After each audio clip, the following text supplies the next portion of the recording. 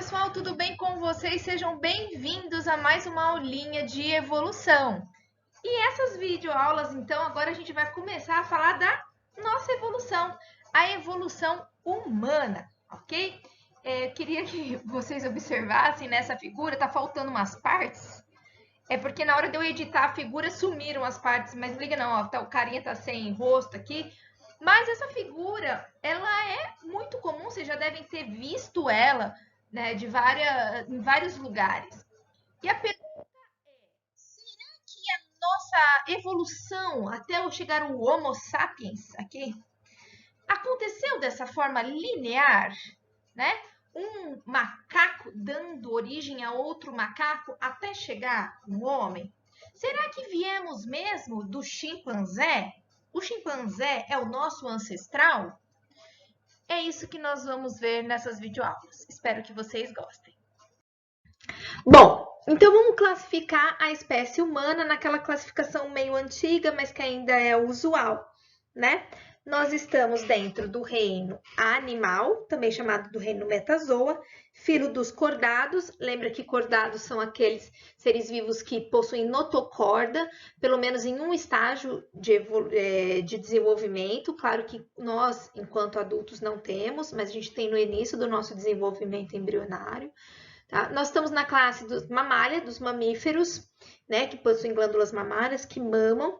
Ordem dos primatas, família dos hominídeos, gênero Homo, espécie Homo sapiens, subespécie Homo sapiens sapiens, tá? Galera, nós vamos começar aqui. A gente aprendeu até ano passado sobre a classe dos mamíferos, né? E a gente parou aqui. A gente viu o que eram mamíferos. E agora a gente vai ver por que primatas.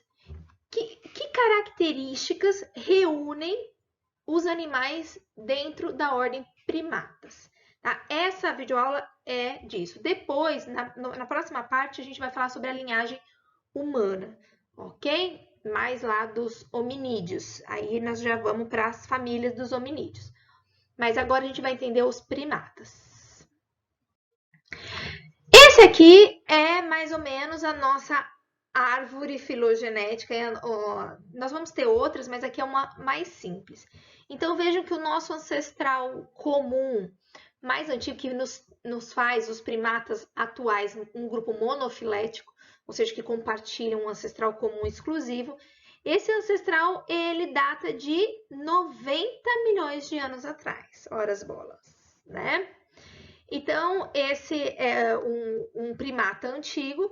Aí aqui mais ou menos marca a extinção dos dinossauros. Vejam, gente, que é primata, não é homem, tá bom? O homem vai surgir só mais para frente. E aí esse grupo de ancestrais de primatas, eles vão se divergir e vão formar esses grupos que a gente conhece hoje, os primatas atuais. Os primatas atuais são divididos em dois grupos. Os prosímios, tá? Prosímios, que eles geralmente têm porte pequeno, são muito cuti-cuti, eu vou mostrar a foto, e eles têm hábito noturno. E os antropóides, porque já mostra uma linhagem mais da linhagem hominídea, que nós vamos ver depois, que tem um encéfalo. O que é o encéfalo? É o cérebro mais desenvolvido. Nós vamos ver que ao longo da evolução humana, o cérebro, o encéfalo, foi aumentando de tamanho. Então, quem são os primatas atuais? Dos prosímios nós temos três grandes exemplos. Os lêmures, que vocês já devem ter visto em desenho, que é muito comum. Os lores e os társios, tá? Lêmures, lores e társios são os nossos primos mais distantes, tá? São aqueles que você vai lá, duvido que isso aqui é parente meu. É parente seu, sim, porque é primata e todos nós somos primatas, tá? E os antropóides, então, são os macacos do Novo Mundo, que envolve sagui, mico e macaco prego. E os macacos do Velho Mundo, que são os babuínos, e os grandes macacos e humanos, que são os hominoides, que a gente vai ver cada um deles. Então, os primatas atuais são divididos em dois grupos, prosímios e antropóides.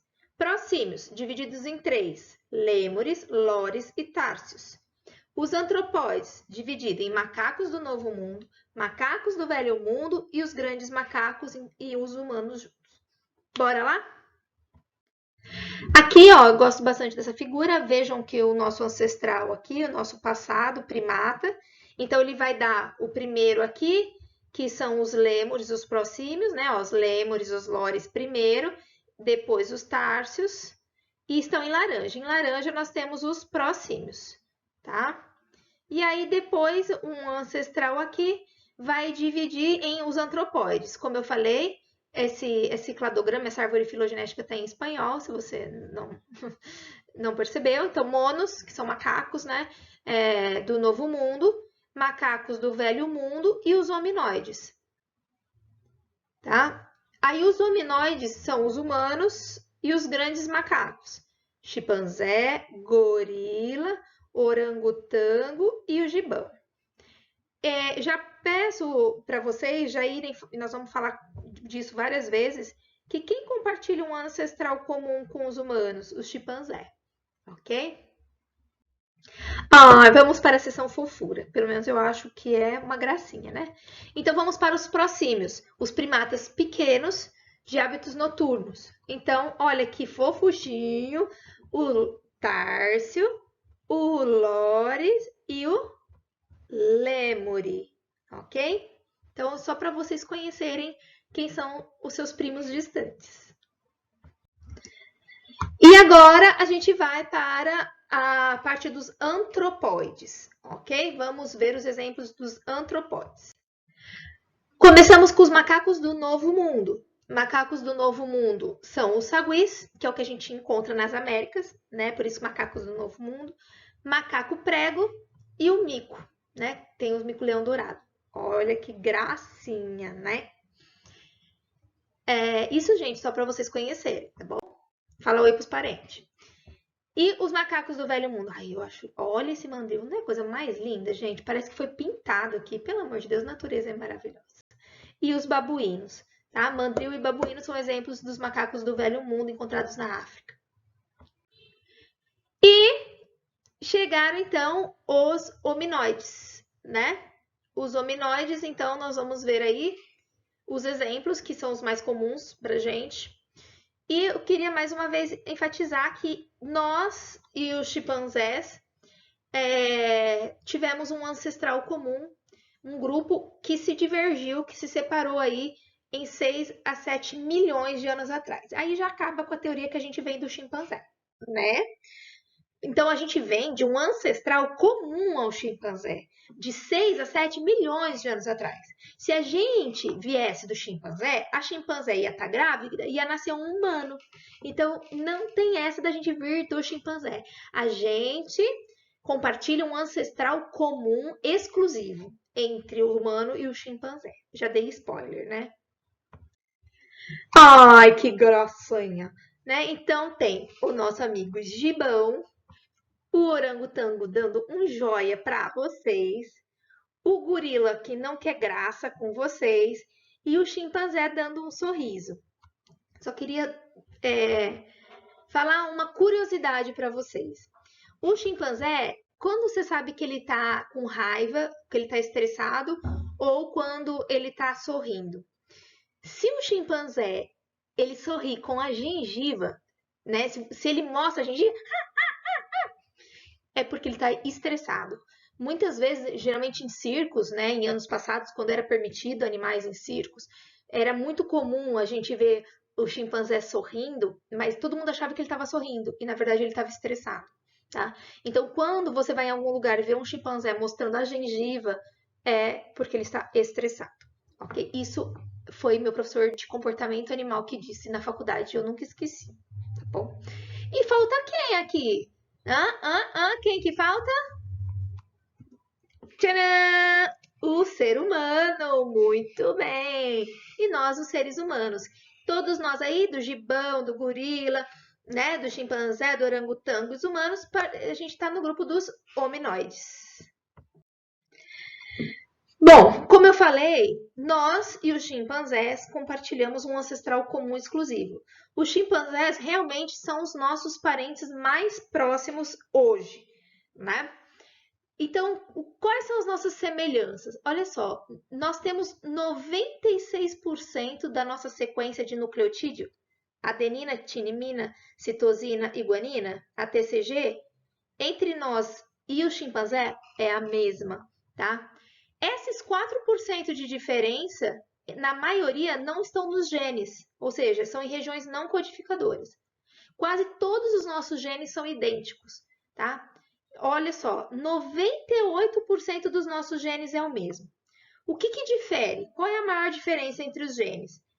A diferença está no controle da fala, obviamente, da audição, do olfato, das enzimas digestivas e da susceptibilidade a certas doenças. Do resto, é tudo igual. É doido, não é?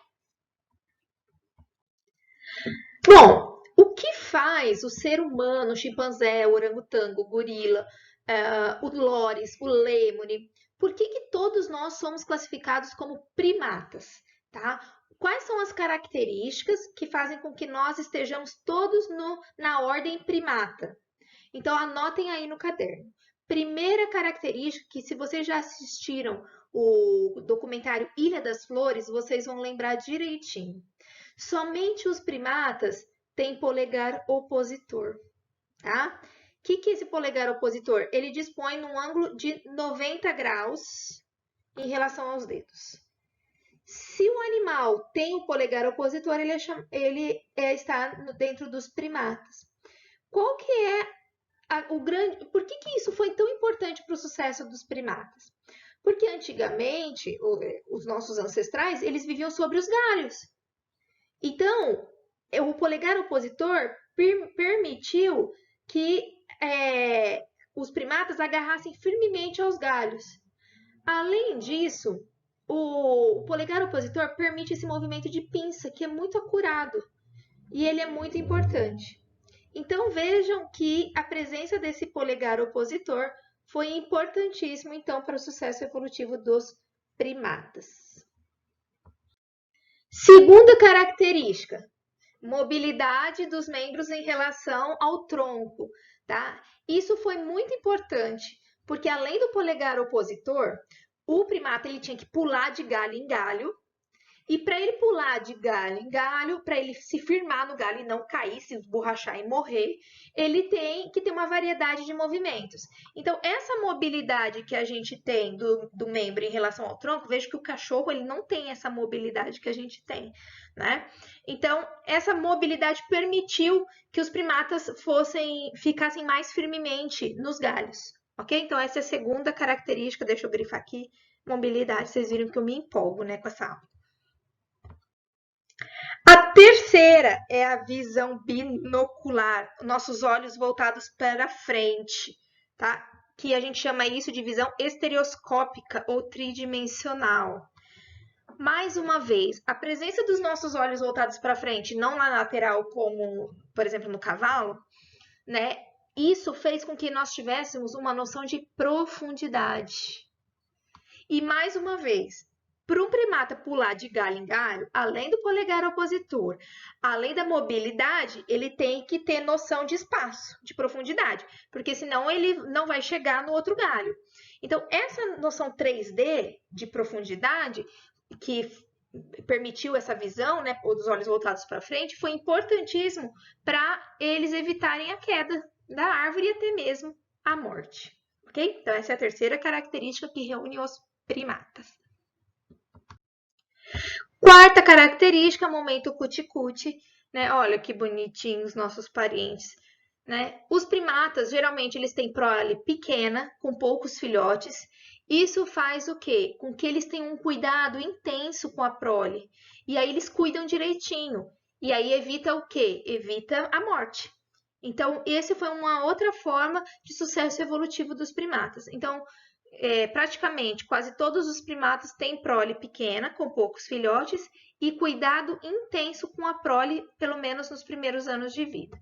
Atualmente, o ser humano, né, tem ficado mais tempo aí cuidando dos seus filhos. Bom, e a gente chega no final dessa aula dos primatas. Lembra que na próxima aula a gente vai começar a falar da linhagem humana, né, dos hominoides.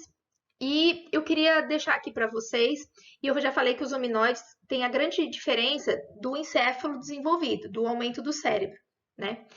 E a complexidade desse comportamento social, de interação com outros primatas, de interação com as pessoas, né? Esse tete a tete, né, com outros indivíduos da mesma espécie, quanto maior essa complexidade no comportamento social de interação entre indivíduos, isso está relacionado com o desenvolvimento do encéfalo, tá? E isso é muito importante.